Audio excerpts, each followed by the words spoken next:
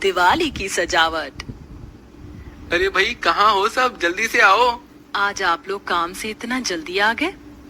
अरे आज मालिक ने दिवाली से हफ्ते भर पहले ही हमें दिवाली का बोनस और मिठाई दी है। अरे वाह, ये तो बहुत बढ़िया हुआ। चलो इस बार तो दिवाली अच्छी ही बनेगी। और नहीं तो क्या, कितने सालों से हम लोग रूखी सूखी सी दिवाली मना रहे थे। इस बार तो हम सभी लोग दिवाली पर पहनने के लिए नए कपड़े, दिवाली की सजावट का ढेर सारा सामान लेकर आएंगे और दिवाली पर इस बार सबकी पसंद का कुछ न कुछ बनेगा।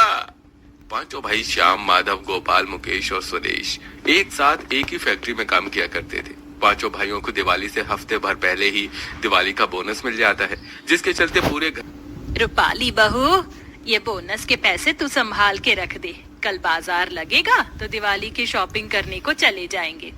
रूपाली उन बोनस के पैसे को संभाल कर मसाले के डिब्बे में रख देती है। थोड़ी देर में रात होती है और अब सब लोग खाना खाकर सो जाते हैं। Last night I had a big होती है और अब सब लोग खाना खाकर सो जाते हैं। जैसे मोहल्ला सड़कें सुनकर खड़े हो जाते हैं। अरे सोचा था कि यहाँ इतने बड़े बड़े घर हैं, किसी न किसी घर में तो हाथ साफ हो ही जाएगा, लेकिन इन सब लोगों ने वॉचमैन बिठा रखे हैं। अब हम क्या करें? अरे भाई एक काम करते हैं, इस वाले घर में चलते हैं। अरे लेकिन इस घर में क्या ही मिलेगा, छोटा सा तो घर है। अरे चोरी करने निकले हैं, खाली हाथ तो घर वापस लौट नहीं सकते, कुछ ना कुछ तो मिल ही जाएगा। दोनों चोर दबे पांव खिड़की से घर में घुसते हैं और इधर उधर कीमती सामान ढूंढने लगते हैं कि तभी बिरजू को मसाले के डिब्बे में वो बोनस के पैसे मिलते हैं, जिन्हें देख दोनों चोर काफी खुश होते हैं और उन पैसों को लेकर वहां से चले जाते हैं। सुबह होने के बाद जैसे ही रूपाली मसाले का डिब्बा खोलकर देखती है तो उसे पैसे नहीं मिलते। सभी लोग घर का कोना कोना छान लेते हैं, लेकिन उन्हें कहीं पैसे नहीं मिलते। हे भगवान, ये पैसे कहाँ चले गए? माँ जी, पूरा घर ढूंढ लिया लेकिन कहीं पर भी पैसे नहीं मिल रहे हैं। रात को हम लोगों ने खिड़की खुली रखी थी, लगता है कोई चोर खिड़की से घर में आया और उन पैसों को चुरा कर ले गया। हे भगवान, अब हम क्या करें? सभी घर वाले काफी ज्यादा परेशान होते हैं और ऐसे ही 2 दिन गुजर जाते हैं।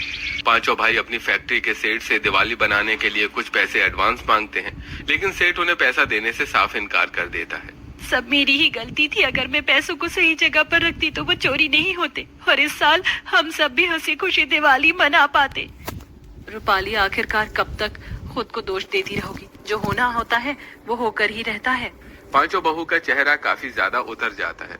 अब दिवाली की सजावट के लिए पांचों बहू के पास बिल्कुल भी पैसे नहीं थे, लेकिन पांचों बहुएं मिलकर दिवाली की सफाई जरूर करती हैं। अंदर की तो झाड़ू लग गई, अब जाकर आंगन की झाड़ू लगा देती हूँ। सोनम आंगन की झाड़ू लगा रही होती है कि तभी एक कबाड़ी वाला सोनम के पास से गुजरता है। उस कबाड़ी वाले के ठेले पर दिवाली पर लगने वाली कुछ लाइट्स होती हैं, जिन्हें देख सोनम, अरे भैया, ये तो बिल्कुल नई लाइट्स लग रही हैं। नई तो है बहन जी, लेकिन इसमें से कुछ जल रही हैं और कुछ नहीं जल रही हैं।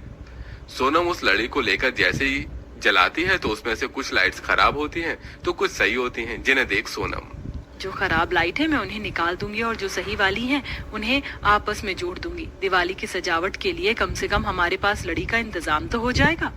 सोनम उस कबाड़ी वाले से वो लड़ी ले लेती है, जिसके बाद अब उसमें से खराब लड़ी निकाल कर सही लाइट को आपस में जोड़ देती है और अब जैसे ही सोनम उस लड़ी को जलाती है उस सारी लड़ी की लाइट्स आपस में जलने लगती हैं, जो दिखने में काफी सुंदर लग रही होती हैं। मुझे तो लगा तुम इसे खराब कर दोगी, लेकिन तुमने तो इसे बिल्कुल ठीक कर दिया। बड़ा अच्छा जुगाड़ किया तुमने। अब वो पांचों दोबारा से कबाड़ी की सफाई में लग जाती हैं। शाम में सुष्मिता मंडी से सब्जी लेकर घर लौट रही होती है कि तभी सुष्मिता को दिवाली की सजावट के कुछ सामान दिखाई देते हैं। ये पेपर लैम्प्स कितने ज्यादा सुंदर लग रहे हैं ना। एक पेपर लैम्प्स है 200 रुपए का है। सोचा था इस बार घर के बाहर मैं दिवाली पर पेपर लैम्प्स लगाऊंगी, लेकिन लगता है इस साल भी हमारा घर दिवाली पर सूना ही रहेगा। सुष्मिता उदास भरे चेहरे से घर लौटती है। सुष्मिता की देवरानी करिश्मा हर साल ठंड में ऊन से स्वेटर बुनकर उन्हें ठंड में पहना करती है। ठंड आने में थोड़ा बहुत समय ही रह गया था, इसलिए करिश्मा ऊन से स्वेटर बुन रही होती है, जिसे देख सुष्मिता को दिवाली की सजावट का एक जुगाड़ सूझता है। ये तो बहुत सुंदर सुंदर ऊन है। अगर ऊन के स्वेटर बन सकते हैं तो हम इससे लैम्प भी तो बना सकते हैं। लेकिन सुष्मिता, भला ऊन से हम लोग लैम्प कैसे बना सकते हैं? मेरे पास ऊन से लैम्प बनाने का एक जुगाड़ है। अगर वो जुगाड़ काम कर गया तो हम सुंदर सुंदर लैम्प बना सकते हैं और दिवाली पर ऊन के लैम्प से हम लोग अपने घर की सजावट करेंगे। सुष्मिता दुकान से एक गोंद की बोतल लेकर आती है और उसके अंदर एक पिन से छेद कर देती है और ऊन का गोला लेकर